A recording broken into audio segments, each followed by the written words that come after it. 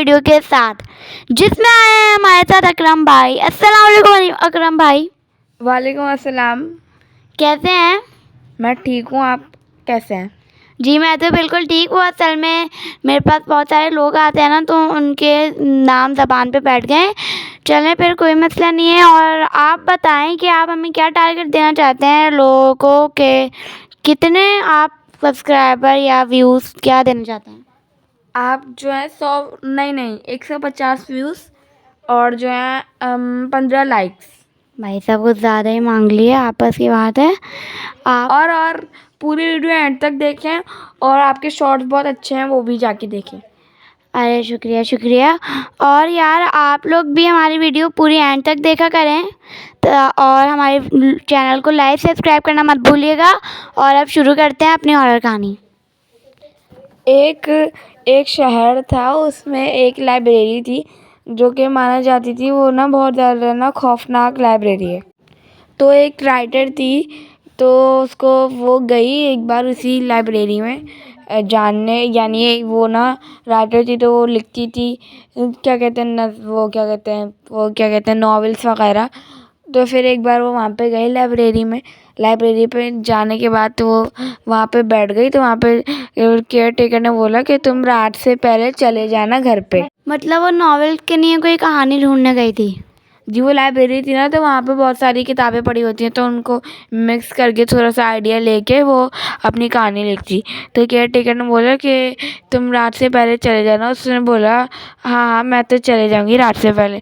तो फिर care taker ने बोला याद से चले जाना, क्योंकि यहाँ पे ना रात में ना पैरानॉर्मल एक्टिविटीज़ होती हैं। और ना उधर का जो फर्नीचर था वो बहुत ही पुराना खस्ता हाल था, क्योंकि वो ना बहुत ज़्यादा पुरानी लाइब्रेरी थी और उधर से अजीब सी खुशबू भी आ रही थी। फिर वो उसको लिखते लिखते जो है रात हो गई।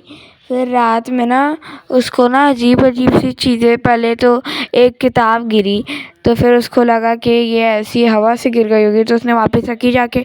फिर उसके बाद दूसरी एक और किताब गिर गई। तो फिर क्या हुआ, उसमें जो उसने जब खोल के देखी तो फिर उसमें ना एक ना औरत की कहानी लिखी हुई थी। फिर एक पलट के उसने जब एक पेज पलटा ना, उसमें लिखा था कि ये इसमें, यानी उस लड़की का नाम ना जो थी ना राइटर, तो उसका नाम आयशा था। तो उसमें लिखा था कि ना आयशा की कहानी। फिर जब उसने वो हैरान हो गई मेरी कहानी, फिर उसने जब पेज पलटा तो आगे कुछ भी नहीं था।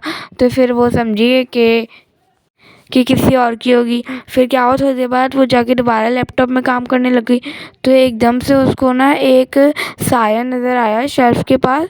फिर वो डर गई। फिर उसने अपना सारा सामान जब समेटा, तो समेटने के बाद तो वो बहुत तेज़ उसको आवाज़ें आने लग गई कि अब तुम हमारी कहानी का हिस्सा बन चुकी हो। फिर वो बहुत डरने के बाद वो भागने की कोशिश की। फिर उसने जैसे गेट खोला लाइब्रेरी का, मगर वो खुल नहीं रहा था। फिर एक औरत निकल के बाहर आई, उसका मुंह बहुत जला हुआ था।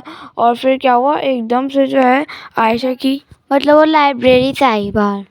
लाइब्रेरी से नहीं आई, वो तो भूत थी, कहीं से भी आ जाती। तो क्या हुआ, वो आयशा बहुत चीख गई, और वो बहुत तेज़ चीखी थी, मगर क्या कहते हैं लाइब्रेरी के बाहर बिल्कुल भी आवाज़ नहीं आई।